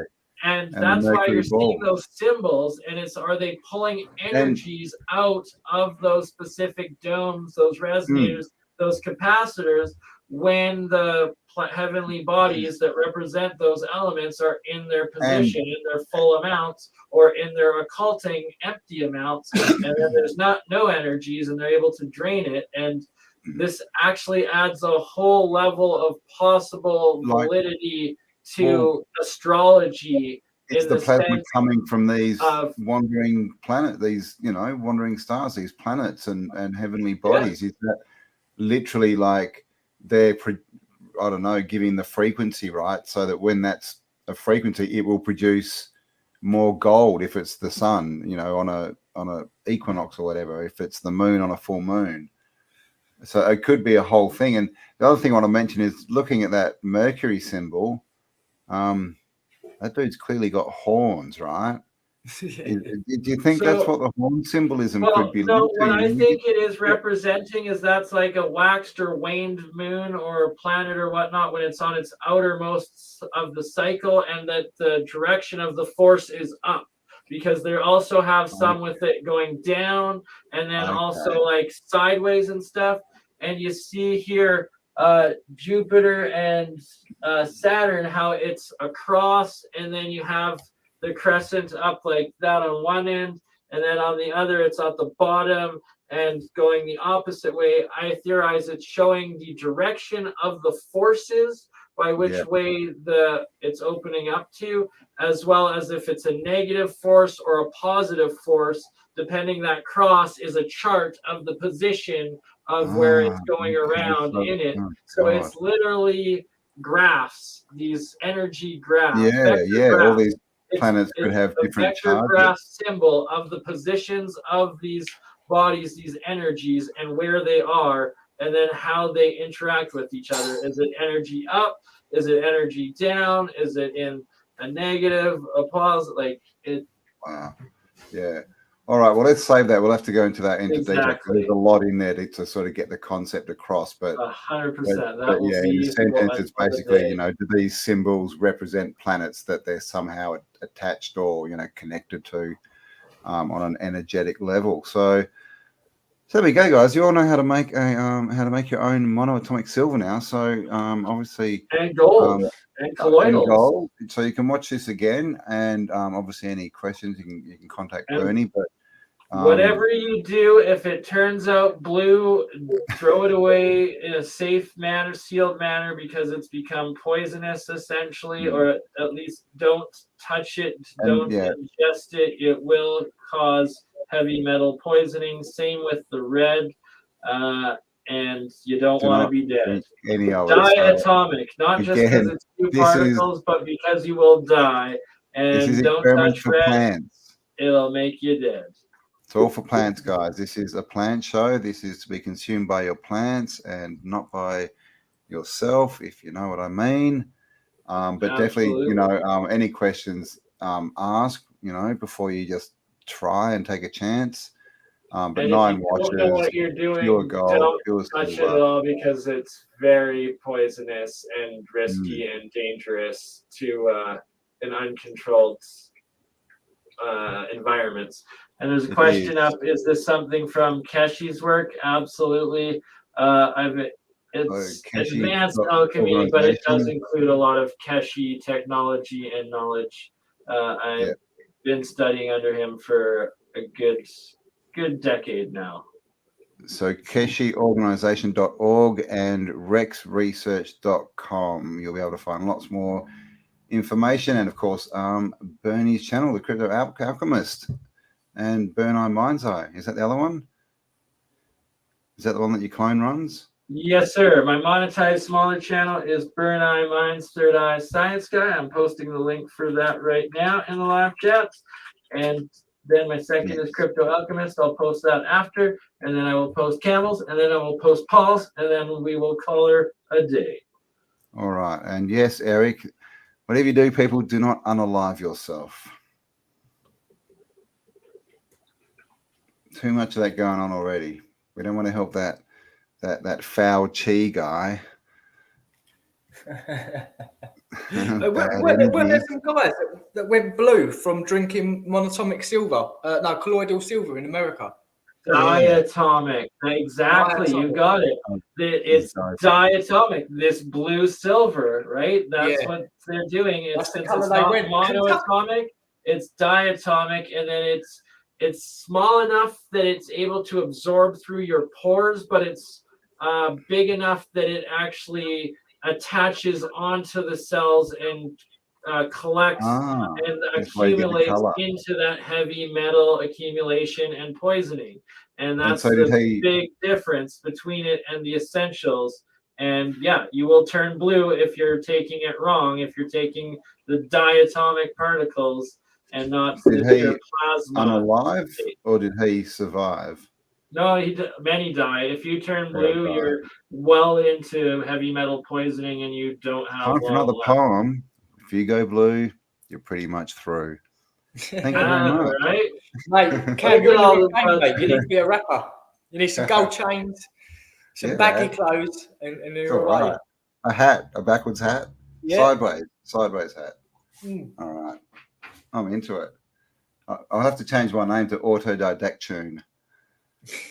Autodiraption. Autodirapture. Oh, dirap chick. Rap dude. Autodirap dude. Sorry, Kel. Oh yeah. Oh. Watch out! What's his name now? Bloody Yay. Watch out, Yay. I'm coming for you. Yee. Coming for you, Yee. All right. Also, subscribe to Paul Cook, putting his link in right now.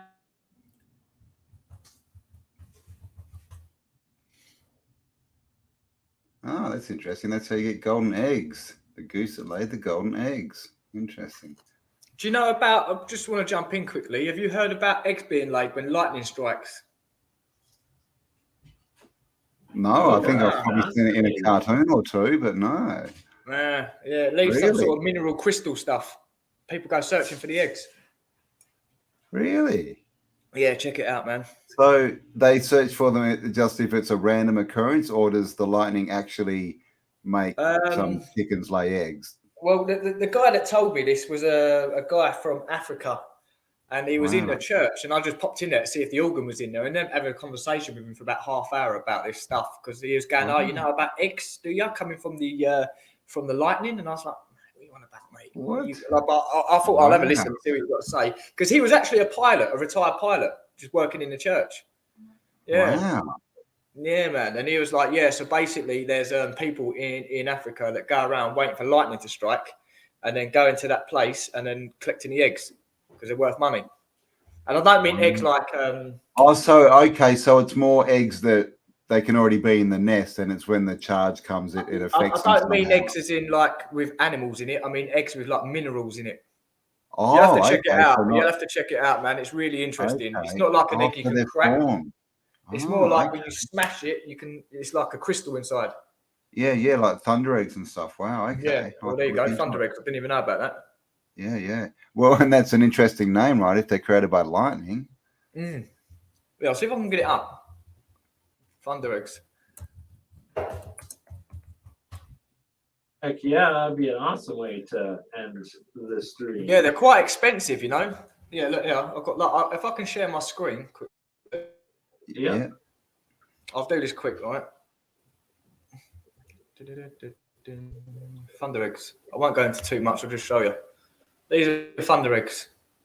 I can't see it yet. So you look at them, look, thunder eggs, like rock filled with geo, filled with volcanic ash layers. Yeah, geodes and stuff. Yeah. Let's have a look. Let's look at this one. That's some fascinating stuff. My name is Yeah, I can Bernie. imagine. I go by Bernie, just to play on Bill Nye, the fake science guy. I'm Bernie, the man's third eye science guy. Without the See bird. that? See, that's what it creates. These. It's the Paul. It's you might be sharing the wrong. We might have a It's lag. saying the same right now. Oh, there you go. Sorry, mate. We've still got like the first search screen. Oh. Yeah, so I got rid of them. Just so you can see anyway. There's loads there. Just type in thunder eggs, yeah, everyone's seen them when you crack them open and they've got like crystals inside them and stuff. Oh, like a geode. Yeah, like a geode. Exactly Is that the proper name for a geode? Yeah. But that's a thunder egg. That's fascinating. Yeah, thunder. I mean, caused by lightning, right? Yeah. Lightning, Oh wow! Look at that. There you go. There's one. Oh, It just fell out of that, mate. Did he just have a poo?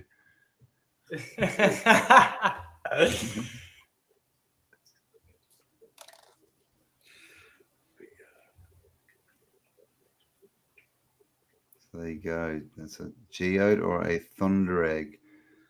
So interesting. Are they caused by lightning strikes? Yeah, it's mad, isn't it? And unless I've not looked into it. It's only what the guy told me about it. But another thing that comes to mind, maybe the lightning struck the rock and created that crystal stuff inside it. Don't know. Yeah, I actually don't know. Yeah. Direct hits and stuff. Yeah. Well, this is the thing. Like what we're finding out is all this stuff that they, geology, right? Well, especially you're finding it out. Everything they tell us, that takes 10 million years to get created. It's all crap. Most of it's created pretty quickly, I think. Yeah, it is. It's all a load of cobblers. It's in my eyes. But I'll save that for another day. That one. Yeah, it's a big topic. That. All right, where's Bernie gone? Has he run off? Can you hear me? We can. I can hear you, mate. All right. Yeah. So just lastly, showing the crazy amount of foam here. Wow. That is crazy. So amino acids that's formed off of the one that has a couple drops of my blood in it. The blood of Bernie. So stay tuned to watch a vampire pop out. And now you can see how white the jar is being filled with the monoatomic zinc off of it. Wow. And also always bubbling off of your cathode side is hydrogen gas plus what's known as Brown's gas, or the combinations of HHO and H4 and atomic hydrogen, all of which key parts of the hydrogen fuel revolution, and that just a small amount of electricity can be going into some salt water, could be powering our vehicles and all of our energy infrastructure. And instead of CO2, it would be H2O, water that comes out as exhaust. It would be steam instead of carbon dioxide that comes out. Man, steampunk. Let's get back to it. And so lastly, only this pure white is the safe, healthy monoatomic aspect or material. The blue, the red, the yellow, the purple, anything but the white. Sadly, I guess alchemy is racist. I don't know, but all the colors will poison and kill you. And I didn't just say that. I'm sorry. Blue beings, you will die. Blue is bad. Blue beam, red beam. All right. Well, there you go, guys. Thank you for everyone who's stayed here for 2 hours or who's been here for any amount of time, really, on any of our 3 channels. Make sure you have subscribed, liked, all that, so that you catch all our future uploads. And we'll be back next week with another one, and we're going to continue this and really start trying to get out some videos to give you all the tools to make some practical stuff. I think the 2 years of sitting behind a computer discussing stuff are over, and 2023 is the year to get out there and start doing stuff with all this information we've collected. So it's time to set up your mad scientist lab in a shed near you. Like the man shed, let's make the mad scientist shed a thing. Hashtag mad scientist shed. Anybody wants to support my research, I'm not just needing money. If you have an extra signal generator, a variac, and I desperately need a mass spectrometer, we got a couple donations towards it between me and Zertus. Actually, I think we actually got that covered, and we're going to be getting it. But I still desperately need signal generators, a couple different types, as well as 2 variacs to be able to take this alchemy, cold fusion, transmutation science to the next level, as well as the star in a jar replication of the cold fusion that Jeremiah, who's actually watching right now, JP joined the technicians, replicated a couple of times in the streams, where when you create the arc, that plasma arc in this electrolysis reaction, circle back to the very beginning when we were talking about ball lightning, the arcs, and that ionized state of matter, that when you get enough voltage in, that the plasma arc forms between the anode and the cathode in the water, the atomic hydrogen that was being formed from the electrolysis actually transmutates into helium in that plasma arc, and then you're now producing helium out of the hydrogen out of the water, which is 100% undeniable nuclear cold fusion of one element into another. And that's going to be another major goal for us to be replicating and getting done this spring and summer. All righty. Well, there you go, guys. So again, thank you for spending some time with us. Thank you for all the donations across all the channels. We do appreciate you. And thank you for everyone who shares our content, likes us, and just watches us. We appreciate you all. And of course, if you can or want to support, you'll find links on all our channels. With all that stuff we want to do, it's not for our own pockets most of the time. It goes straight back out into trying to get more information out there for you guys. So, thank you, everyone. We love you all, and we'll talk to you. We'll be back as a trio next week, apparently. Absolutely, yeah, we are. Definitely. All right. Much love. Yeah, big up, Tigers. Thanks, everyone, for being here, and thanks for the donations. Bern, thanks for your expertise in this as well, man. And Cam, me and you were spectators today. Why we were. You took the show away, eh? It was a classroom. I was the court poet and a spectator. It went from autodidactic to community learning today, and it was awesome to share it with you guys. I'm glad people are taking interest into it. And big time disclaimer, this was definitely not health advice. Only experiment with these waters on plants, never on yourself, because I don't know, because never done it, but you probably die if you ingested like that. Exactly. A glass of this stuff. And just for gardening uses, guys. You have to wear safety equipment to handle it and all of that. And be careful. Don't harm yourselves. Love you all. Great power comes great responsibility. Well said. Bye.